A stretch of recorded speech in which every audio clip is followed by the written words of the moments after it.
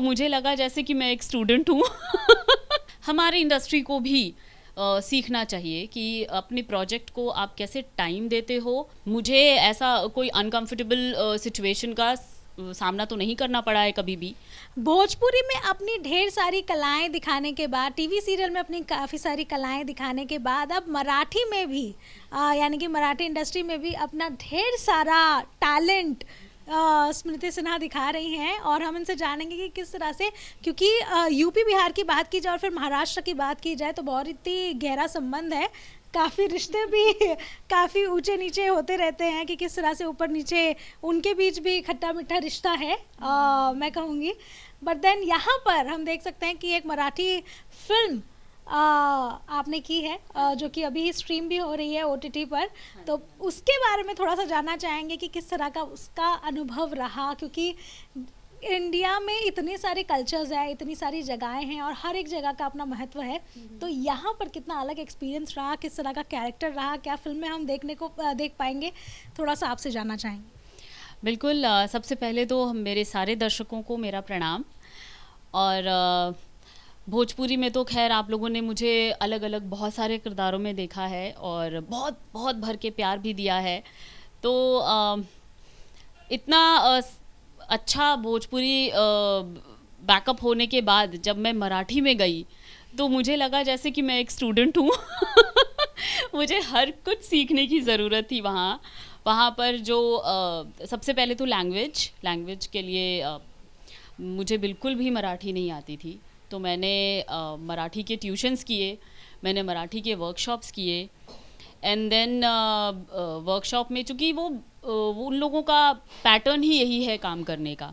वो चाहे आप कितने भी बड़े स्टार हो या कितने भी न्यू कमर हो, वो हर किसी के साथ इतने ही शिद्दत से काम करते हैं। और वो वहाँ का ये जो कल्चर है ना, वर्क कल्चर, मुझे बहुत पसंद आया। और मुझे लगा कि हमारे इंडस्ट्री को भी सीखना चाहिए कि अपने प्रोजेक्ट को आप कैसे टाइम देते हो, क्योंकि इतना सारा पैसा लगा रहे हैं तो फिर एटलीस्ट अगर आप प्लानिंग के साथ और टाइम दे करके वर्कशॉप्स करके अगर आप फ्लोर पर जाओ तो मे बी और अच्छी फिल्म बना पाओ। तो मेरा जो एक्सपीरियंस था वो बहुत ही अच्छा था। और हमारी मुसाफिरा फिल्म मेरी है मराठी, पहली मराठी फिल्म है मेरी। और पहली ही फिल्म में मुझे एक अच्छा रिकग्निशन मिला, बिकॉज़ नासिक फिल्म फेस्टिवल से मुझे बेस्ट डेब्यूटेंट का अवार्ड भी मिला इस फिल्म के लिए। और अब वो अमेज़न प्राइम पे स्ट्रीम कर रही है। तो मैं बहुत ही एक्साइटेड हूँ और बहुत खुश हूँ एट द सेम टाइम, क्योंकि भोजपुरी की मैं पहली ऐसी एक्ट्रेस हूँ जिसने मराठी एज अ लीड भी किया और उसको इतना प्यार भी मिला। बिकॉज़ यहाँ पर ऐसा लगता है ना, इस जगह पर पहुँचने के बाद और ऐसा इस सिनेरियो को देखने के बाद ऐसा लगता है कि जो डिफरेंसेस की बात है ना, वो शायद कुछ अलग लोगों के लिए ही है, क्योंकि जो इंडस्ट्री है वो कभी भी डिफ्रेंशिएट नहीं करती। इंडस्ट्री हर किसी को, हर टैलेंटेड लोगों को खुले हाथों से वेलकम करती है। बिल्कुल। और इस फिल्म को भी आप ओटीटी पर ज़रूर देखें। मदन, हम इनसे और भी बातें करेंगे और जानना चाहेंगे, क्योंकि भोजपुरी इंडस्ट्री में भी काफ़ी हलचल मची हुई है। हम देख रहे हैं कि आप सभी के चहीते मैं कहूँगी भोजपुरी के सुपरस्टार हैं पवन सिंह। तो उनके अभी जो उन्होंने ओटीटी डेब्यू भी किया था, राइज एंड फॉल, एक उनका शो भी आ रहा था जहाँ पर उनके अंदाज को, जिस तरह से वो वन लाइनर्स भी देते थे, काफ़ी पसंद किया गया। आपने शो देखा या नहीं देखा?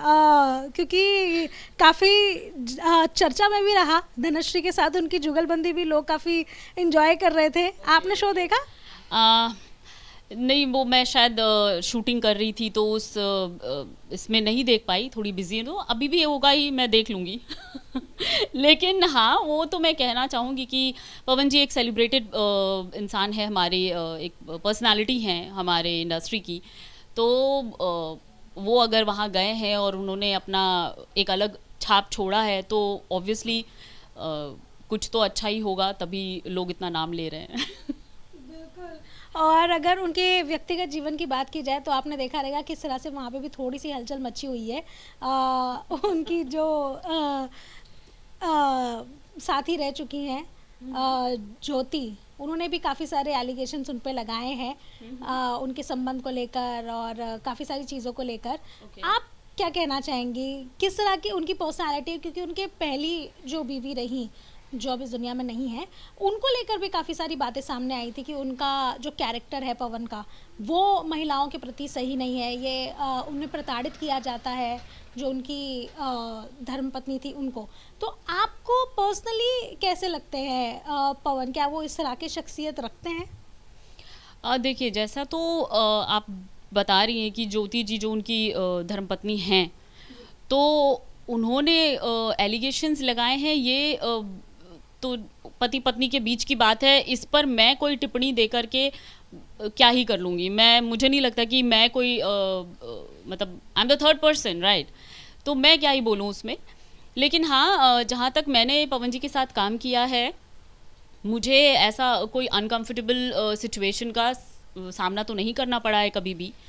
अब जो भी बातें उनकी धर्मपत्नी कह रही हैं, तो वो उनके बारे में तब कह रही हैं जब वो उनके घर में रही हैं, तो वो चीज़ें मुझे लगता है उन लोगों को साथ में बैठ के और वो सॉल्व करनी चाहिए, ना कि ऐसे मतलब सोशल मीडिया पर एक तरह से मजाक ही बनता है। बट इन सब में पवन की जो पर्सनालिटी है वो कहीं ना कहीं लोग उस पर सवाल उठा रहे हैं, बिकॉज हाल फिलहाल में एक वीडियो भी उनका सामने आया था जहां वो एक एक्ट्रेस का कपड़ा सीधा करते हुए दिखाई दिए थे।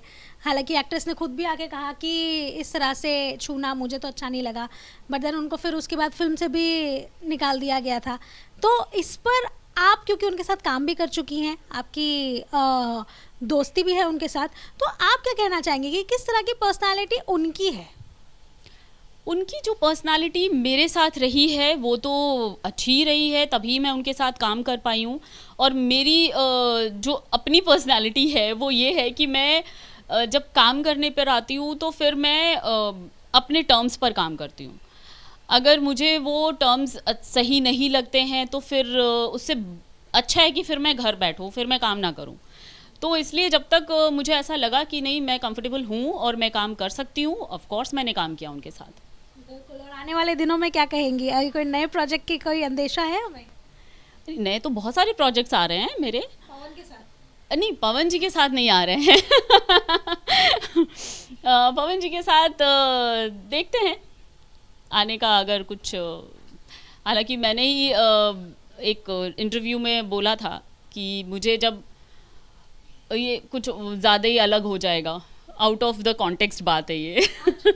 हाँ जी, तो इसलिए मैं ये बात यहाँ डिस्कस नहीं कर सकती। बिल्कुल। सो क्योंकि इतना अच्छा समय भी चल रहा है और पूरी तरह से तैयार भी हैं आप, तो गुड न्यूज़ दे दीजिए सारे व्यूअर्स को कि कब, कहाँ और कितने जल्द हम नए नए प्रोजेक्ट्स में आपको देख पाएंगे।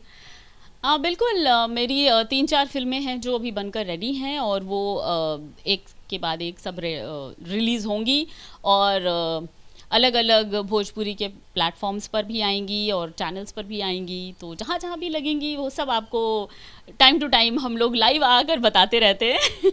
तो वो बता देंगे। और कुछ अच्छी न्यूज़ भी है, जो अच्छी इन द सेंस कि हिंदी और मराठी फिल्मों को लेकर, तो वो जैसे ही एग्जीक्यूट होता है तो वो भी मैं आपके सामने साझा करूँगी जब होगा, जब आएगा। तो बिल्कुल। तो हम भी यही उम्मीद रखेंगे कि अलग अलग वेरिएशंस में अलग अलग वर्सेटैलिटी दिखाते हुए स्मृति आपको दिखने वाली है आने वाले दिनों में। वीडियो जर्नलिस्ट वहादत खान के साथ रोशनी विश्वकर्मा, मुंबई।